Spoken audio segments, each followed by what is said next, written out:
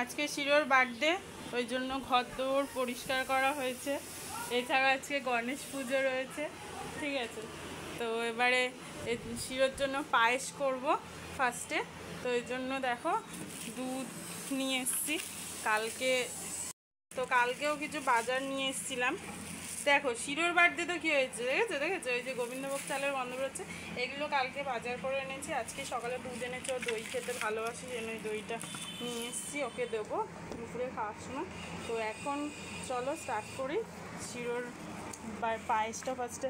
সবাই জানো যে পায়েস না খেয়ে করতে হয়, তো আমি ওই জন্য না খেয়ে পায়েসটা ফার্স্টে স্টার্ট করছি। দেন ওদের খাবার দাবারগুলো বাবা করবে। মিষ্টির অবস্থাটা দেখো, মিষ্টির অবস্থাটা একবার দেখো, ঠিক আছে। তো দাঁড়াও, সব কিছুই সবাইকে দেখাবো। আজকে কালকের ওর কেকের অর্ডার দিয়ে এসেছি, বাটারস্কচ কেক মিয়ামোর থেকে। এবং আমরা ভেবেছিলাম কাস্টমাইজ কেক করবো, বাট করিনি। কাস্টমাইজ কেকটা ঠিক আগের বার ভালো হয়েছে, বাট এইবার একই জিনিস প্রত্যেকবার দেওয়া যায় না। তো এইবারে নতুন ধরনের একটা কেক আমরা মানে মিয়ামোরের কেকের ওপরই আমরা একটা টপিং করে ওর ফটো লাগাবো। তো সেগুলো সবই দেখাবো বিকালবেলা। চলো নাও, দেখো দুধ রেডি করে নিয়েছি, এবার জাল দেবো।